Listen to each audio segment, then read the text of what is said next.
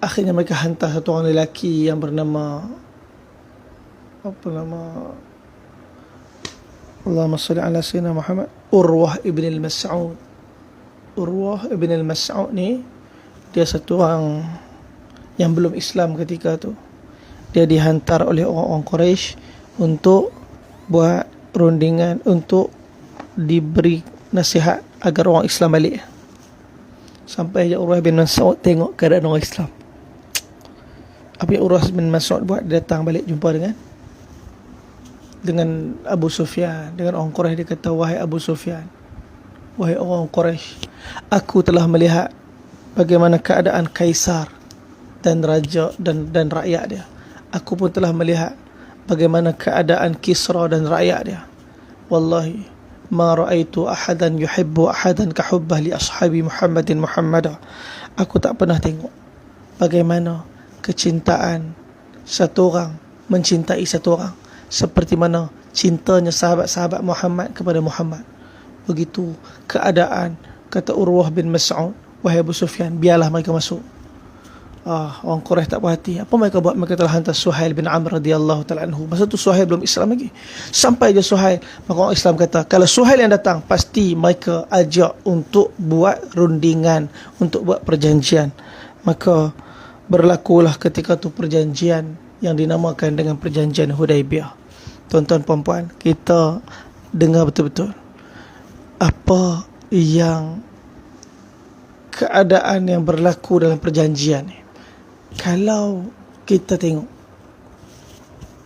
dan kita berada pada masa tu ketika perjanjian ini ditulis, yang berunding sendiri ialah Rasulullah.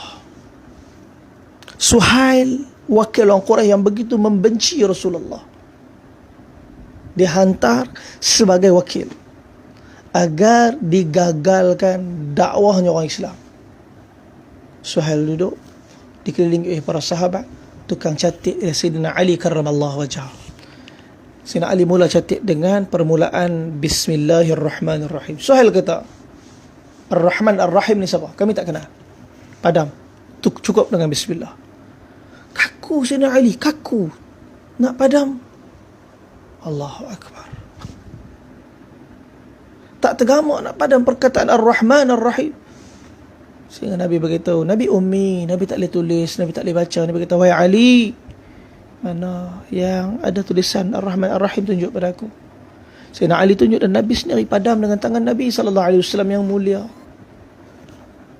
Dan dimulakan perjanjian tadi dengan nama Muhammad bin Rasulullah bersama dengan Suhail bin Amru, wakilnya Quraisy. Suhail kata, Muhammad Rasulullah.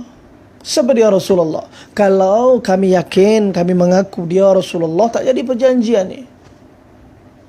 Tulis Muhammad bin Abdullah. Allahu Akbar. Kalau kita ada dekat situ masa perjanjian tu, macam mana agak-agak merah wajah sahabat, tahan marah. Betapa Amru tak hormat dengan Nabi SAW. Tuan-tuan perempuan sekalian, Amru ni satu orang, Suhail bin Amru ni pemidato yang cukup terkenal di kota Mekah. Kalau dia berpidato tentang seseorang agar dicintai, maka orang akan mencintai orang tu. Kalau dia berpidato terhadap seseorang agar dibenci orang tu, orang akan jadi benci terhadap orang tu. Ini kepitahan Suhail. Lidah dia tajam macam pedang. Sebab tu pernah Sayyidina Umar Al-Khattab beritahu kepada Rasulullah, wahai Rasulullah, seandainya kau izinkan, aku nak pergi kepada Suhail, cabut keluar rahang daripada mulut dia. Makna dia apa? Sayyidina Umar minta untuk ditarik keluar mulut Sayyidina Suhail. Nabi kata, wahai Umar, jangan buat apa yang kamu nak buat tu. Satu hari nanti kamu akan mendapati Suhail berada di satu tempat yang akan membanggakan dan menyejukkan hati kamu. Tuan-tuan, saya tak mau cakap banyak tentang cerita Suhail. Ini kitab yang saya susun, Ibadur Rahman. Bukan kata cerita Suhail. Di dalam ni saya himpunkan kisah keluarga Sayyidina Suhail bin Amr radhiyallahu ta'ala anhu. Dahsyat kisah dia, dahsyat keislaman dia, dahsyat perjuangan dia setelah dia masuk Islam. Ini Suhail bin Amru yang menjadi wakil orang Quraisy di dalam perjanjian Hudaibiyah. Saya tak mau cerita sampai habis kisah Suhail bin Amr, tuan-tuan. Saya nak fokus kepada kisah perjanjian Hudaibiyah, ketika mana Suhail bin Amr minta untuk dipadam Rasulullah agar diganti dengan Muhammad bin Abdullah. Para sahabat merah muka mereka, tahan marah. Sayyidina Ali karramallahu wajah yang tulis pun menahan keadaan marah dia. Nabi kata, wahai Ali, mana Rasulullah tadi tunjuk pada aku padam. Akhirnya Nabi telah padam dengan nama Nabi, dan tertulislah Muhammad bin Abdullah. Mula-mula perjanjian tak tulis lagi, sahabat dah marah dah. Sahabat dah rasa, ya Allah, betapa Suhail nak hina Nabi sallallahu alaihi wasallam. Mereka melihat sikit pun tak ada perubahan pada wajah baginda Nabi sallallahu alaihi wasallam. Tak ada sikit pun marah tercorek pada muka Nabi. Nabi bukan macam kita. Kepentingan dan keinginan Nabi ialah agar hidayat masuk dalam hati umat ni. Walaupun dia orang yang memusuhi Allah, walaupun dia orang yang melawan, menentang agama, keinginan da'i ialah untuk melihat agama masuk dalam hati-hati setiap daripada manusia. Ini Nabi SAW. Tuan-tuan, puan-puan dirahmati Allah, maka mulalah menulis berkenaan dengan perjanjian Hudaibiyah. Yang pertama, mereka minta agar orang-orang Islam tahun ni balik 400 lebih kilometer jalan kaki. Pertama sekali perjanjian Hudaibiyah tertulis apa dia? Tahun ini umrah tertahan, orang Islam kena balik dan datang balik untuk tunai umrah tahun depan. Masya Allah. Macam mana keadaan para sahabat, makin membuak-buak perasaan marah mereka, kerana mereka ikut Nabi, mereka nak tunaikan umrah, mereka nak sempurnakan ibadah ni. Dan Nabi kata, baik, itu yang pertama. Nabi setuju. Ya Allah. Yang kedua, siapa saja kita buat genjatan senjata selama 10 tahun. Genjatan senjata selama 10 tahun. Orang Islam sedang menang, orang Islam tengah kuat. Tiba-tiba orang kafir minta genjatan senjata 10 tahun. Ya Allah, apa yang berlaku? Nabi terima. Yang ketiga, siapa saja yang masuk Islam setelah daripada perjanjian Hudaibiyah ni, maka kena hantar balik. Kena hantar balik. Siapa-siapa di kalangan orang-orang Islam yang murtad, keluar daripada Islam lepas perjanjian Hudaibiyah ni, harus dibiarkan. Tuan-tuan pun bayangkan bagaimana berat sebelahnya perjanjian ni. Sahabat langsung tak setuju kalau ikut hati mereka. Tetapi mereka menekan nafsu mereka kerana perjanjian ini telah dipersetujui oleh baginda Nabi SAW. Bayangkan Suhail bin Amru dengan gembira dan rasa menang buat balik perjanjian ni. Lantas ditunjukkan kepada orang-orang Quraisy terhadap perjanjian yang dirasakan mereka telah menang. Maka tertahanlah umrah orang Islam pada tahun itu bersama Rasulullah. Tuan-tuan, bila mana orang Islam tertahan umrah dia, maka Nabi kata apa? Maka cukur dan sembelihlah binatang. Dan sebab apa? Nak keluar daripada ihram. Satu orang sahabat pun tak ikut. Nabi masuk dalam kemah Nabi. Ketika itu isteri yang Nabi bawa ialah Sayyidatuna Ummu Salamah radhiyallahu ta'ala anha. Nabi beritahu, wahai Ummu Salamah, aku telah perintahkan kepada para sahabat untuk bercukur dan menyembelih, tetapi tak ada siapa yang taat. Tuan-tuan, Nabi balik dalam kemah. Nabi mesyuarat dengan isteri Nabi. Apa kata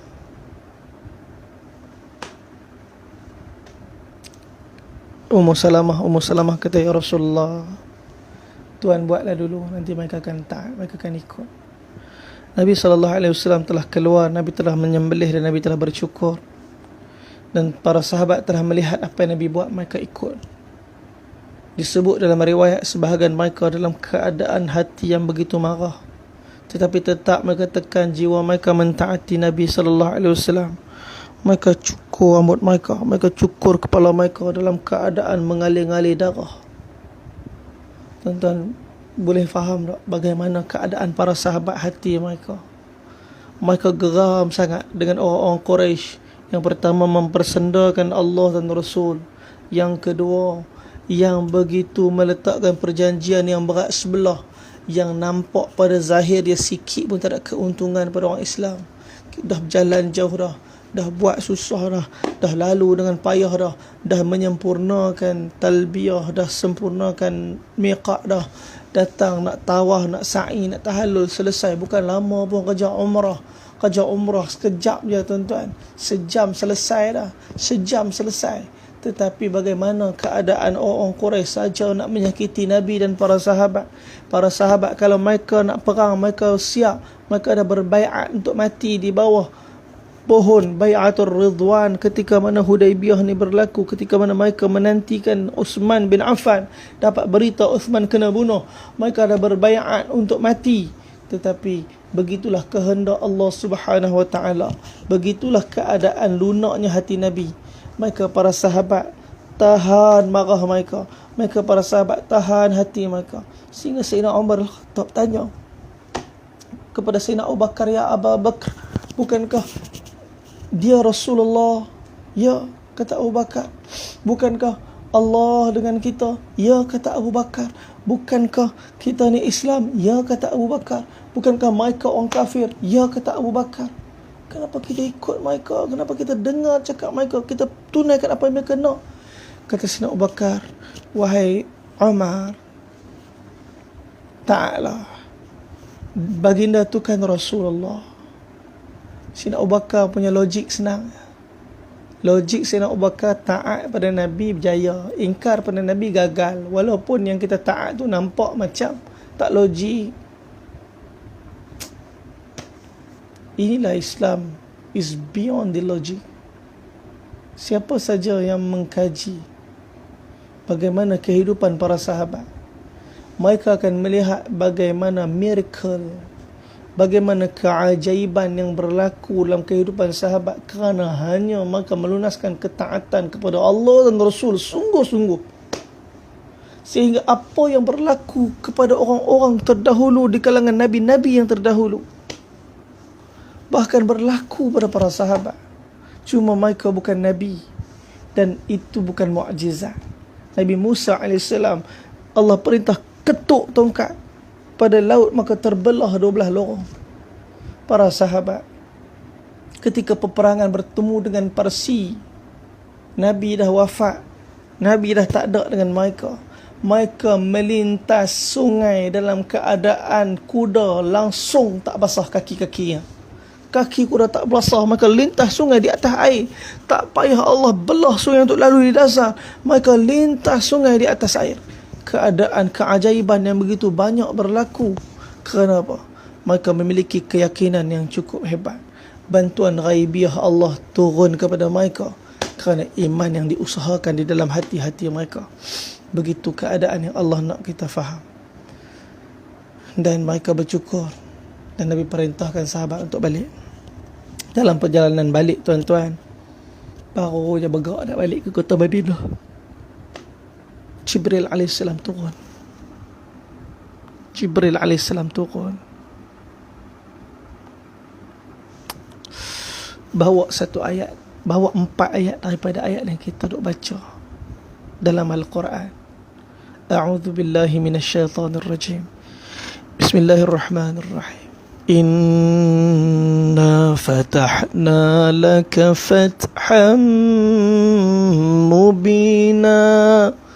Sesungguhnya kami telah membuka kepada kalian satu pembukaan kemenangan yang nyata. Allah Ta'ala beritahu dekat para sahabat. Allah endorse sahabat. Allah kata apa? Kalian menang dah. Kalian menang dah. Tuan-tuan, mereka masuk buat umrah ke? Tak. Mereka bersa'i di antara Safa dan Marwah ke? Tak. Mereka tak buat umrah pun. Mereka cuma taat kepada Nabi. Dalam keadaan hati mereka begitu ditekan, dalam keadaan menyempurnakan ketaatan tu, Allah bagi tahu bahawa mereka menang dah. Menang bukan sebab mereka buat umrah, tapi menang sebab mereka taat kepada Allah dan Rasul. Siapa saja nak menang atas dunia ni, nak menang kat negeri akhirat ni, hadirkan ketaatan yang sepenuhnya kepada Allah dan Rasul. Jangan tanya sebab. Allah Ta'ala tanya sebab. Umar Al-Khattab tanya sebab pada Sayyidina Abu Bakar kan. Sayyidina Umar tanya sebab. Bukankah dia Rasulullah? Bukankah kita orang Islam? Bukankah mereka orang kafir? Bukankah Allah dengan kita? Kenapa? Ini kita suka tanya. Salah katanya kenapa? Tak salah. Tetapi hakikatnya untuk apa kita tanya kenapa? Kalau kita tanya kenapa, sepertinya para Nabi alaihi wassalatu wassalam di dalam Al-Quran, ketika mana Nabi Ibrahim alaihissalam tanya kepada Allah berkenaan bagaimana Allah Ta'ala menghidupkan yang mati, kerana ingin menguatkan, ingin mengistiqamahkan diri mereka, tak ada masalah. Tapi bila kita tanya mengapa, kerana syak, ini masalah. Ada orang yang syak dengan sunnah Nabi SAW. Ada orang syak dengan kayu sugi. Contoh.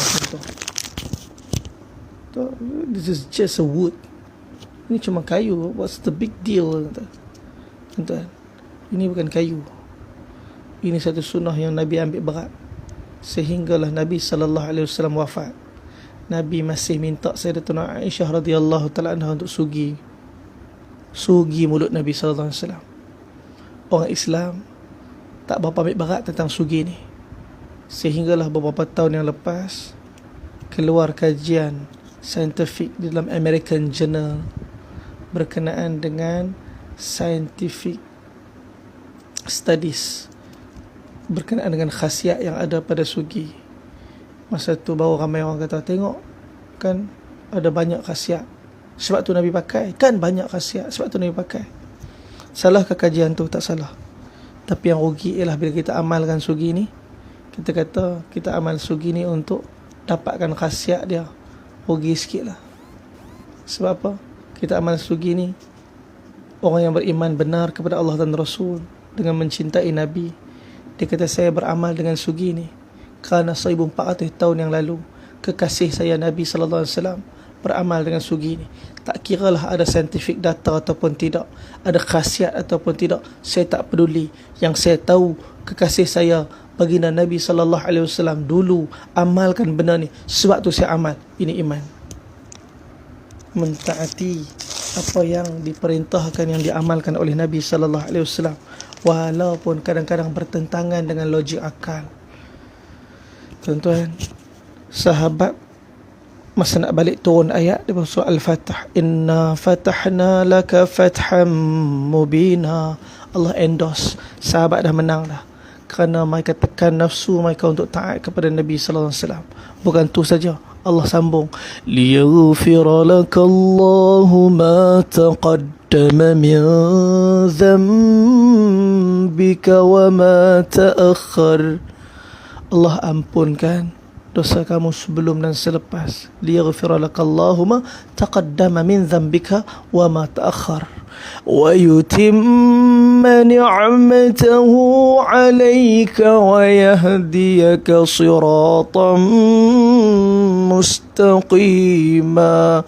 Wa yutimma ni'matahu, dan dia yakni Allah menyempurnakan nikmatnya dalam keadaan menunjukkan jalan yang lurus, jalan hidayat yang lurus kepada orang-orang yang Allah Subhanahu wa taala sempurnakan nikmat ni. Wa yutimma ni'matahu 'alaika, ke atas kamu, wa yahdiyaka, dan bagi petunjuk kepada kamu, siratan mustaqima, jalan yang lurus.